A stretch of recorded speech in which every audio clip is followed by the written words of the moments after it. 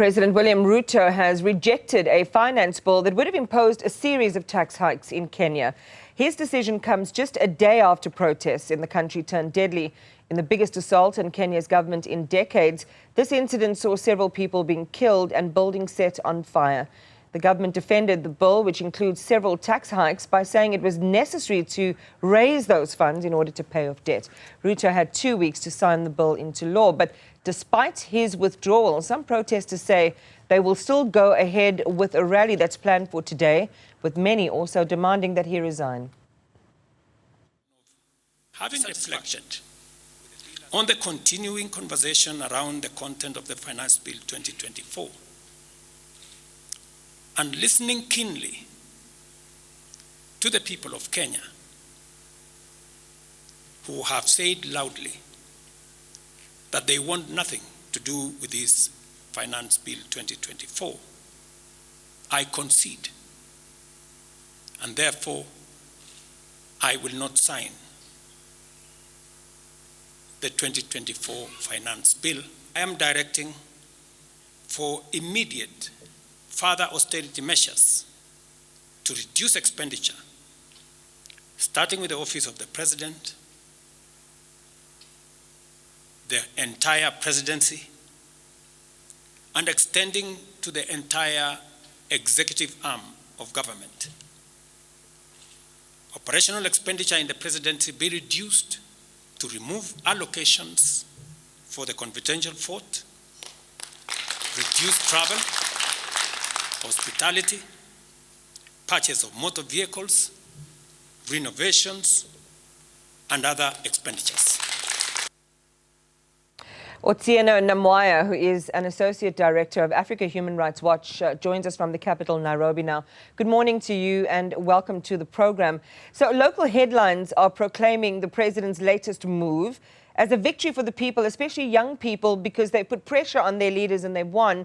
Would you concur with that characterization?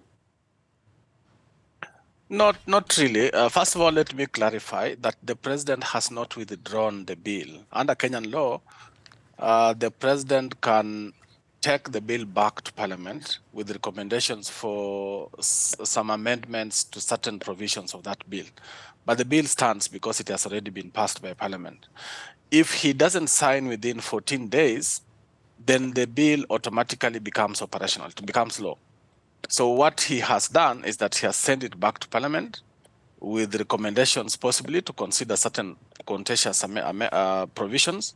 The problem, though, is that Parliament went on recess on Tuesday, and it is not back until towards the end of July, I think 23rd of July. The challenge there is that nobody knows what is going to happen after the expiry of the 14 days if the president has not signed it and Parliament has not considered the contentious provisions. It is likely the bill is going to automatically become law. Which then, of course, creates its own potential for violence, given what we've seen in this first iteration. So he sent it back to Parliament for amendments. I mean, our understanding is withdrawing it in its current form. It has to go back to those lawmakers. There's some concessions that I think he's conceded to in there. The reality is that there will still be a big hole in the government budget to fill. We know that there's external pressure from the IMF too. How do you How do you see this playing out? Because if it's disliked, it could lead to further protests, potentially accelerated protests, given what we've seen in this first round. I think the protests for today will go ahead. They were planned long before the president's concession.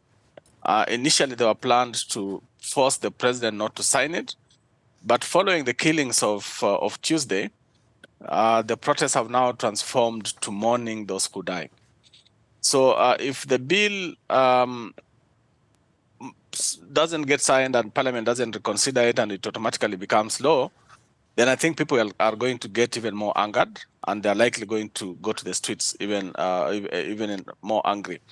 And therefore, we are likely going to see more protests in the coming weeks. But if by any chance Parliament comes back and reconsiders it, because it's already a law, So they just have to consider accepting the amendments.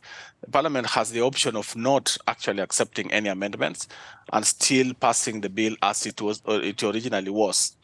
So nobody knows how it's going to pan out. Yeah. What were some of the biggest impacts related to these tax hikes, and how would it have worsened the lives of Kenyans? In other words, what has been that catalytic factor that's driven Kenyans onto the streets in protest? I think there are two sides to it. There's the side of the bill that has been, it's not just this bill. It didn't start with this bill. It started with the first bill last year, around the same period, which was the Finance Bill 2023, which the president forced through. And then came the Finance Bill 2024, which the people are now saying you can't force it through the way you did last year. And what has happened over that period, on the one hand, these bills have increased taxes and therefore the cost of living for Kenyans. But at the same time, the bills and the appropriation measures, financial appropriation measures, are allocating hefty amounts of money to what people consider luxurious expenses for the presidency and the executive. So things like hospitality are having a lot of money, tea and whatever, a lot of money. Repairs at State House were allocated money last year, are being allocated a lot of money this year. People think you can't be repairing State House every year. The money for travel budgets for members of parliament, for the cabinet, for the president, for the deputy president, a lot of money allocated there. People are saying you can't have this amount of travel when you are hurting us with taxes. And then people are asking also, for this amount of taxes we are paying, where is the service? In the past, we have had presidents borrow, and then we see the result for money that has been borrowed. Where is the money going? And a lot of other things. Because of the taxes, the cost of living has gone up. Fuel is now beyond the reach of many Kenyans. On their salaries, the pay slips, people are having to forgo up to 40% of their salaries to taxes. Sure. Otsieno, the picture that you paint, even from where I'm sitting, seems very obvious as to why Kenyans would then, take to the streets and break out in protest. But there seems to be a cognitive dissonance from the presidency in the reading of the way that he has interpreted this, by blaming the protests fomenting on dangerous people, using, the term criminals pretending to be peaceful protesters. And this, again, doesn't seem to have gone down well with people in Kenya. Some have taken to social media. They've pushed back on that characterization. There are calls for further protests. As you say, those are likely to still go ahead.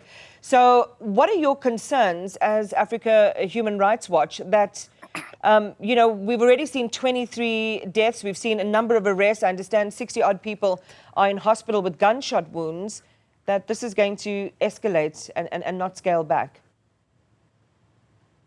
First of all, that characterization was wrong, because the protests were largely peaceful on Tuesday, and last week on Thursday, they were largely peaceful until two things happened. One, the police started unnecessarily firing tear gas at peaceful protesters, and two, there were counter protests organized by key government officials, and obviously that caused conflict, especially in Nairobi and parts of Eldoret, which is the president's home ground. And therefore, that characterization and claiming that other people had hijacked the protests was totally wrong, because the protesters themselves think that the government attempted to hijack their protest and turn it violent. Then the arrests and the killings. Actually, the figures are totally are not clear right now. People initially, the government was saying 6, but I think we know that at least in hospitals there are more than 30 bodies in mortuaries in hospitals, and then one hospital in Nairobi alone, the Kenyatta National Hospital, we found that they had up to 165 people admitted with injuries, mostly gunshot injuries, and out of that 165.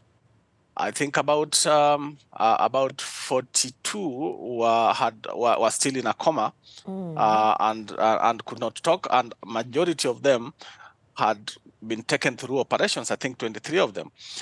So it was heavy. I don't think that the death toll is going to be 23, because we are still collecting the data. And it looks like Nairobi alone could be more than 23. Parts of satellite cities outside Nairobi, like Githurai, could be more than 23. And then there were deaths in Nakuru, there were deaths in Eldoret, there were deaths in Meru, there were deaths in Mombasa. So it's going to be heavy. Wow. We still don't know the actual figure. Yeah, as you say, situation fluid, and you have to be able to do credible tallies between all of the places where either, you know, the bodies were taken or people were taken for treatment. So we at the beginning talked about the nature and definition of the bill itself, that legislators were planning to remove some of the tax hikes from the final version of the finance bill, and these also relate to things like bread and cooking oil. You also said to us that there's potential for it to still go through exactly the way that it is. So there's a lot of tension about what is going to happen next. Protesters want the entire thing scrapped. Some others are also calling for the president to step down. And we've seen, by all accounts, or by many accounts, especially those, who political analysts and so on, who say this represents a major crisis for the president. Beyond this moment, just how dangerous is this moment for Kenyan society and Kenyan democracy?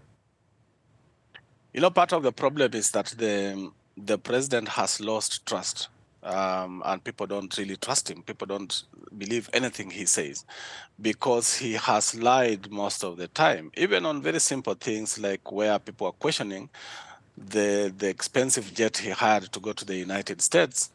Last month, he openly lied.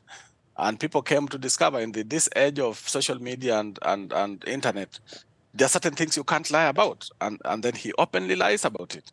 There are other things like the government expenditures and what he has done in state houses relating to the budget, where he comes out and openly lies when government's own statistics show the opposite, and therefore people have lost trust in him. And when you see some people beginning to say now he needs to go, people just feel that they're tired of these lies. There's nothing that he says that people think they can believe. Going to leave it there. A situation that we will continue to monitor. Thank you very much for talking to us, Otsieno Namwaya, who is an Associate Director at African Human Rights Watch.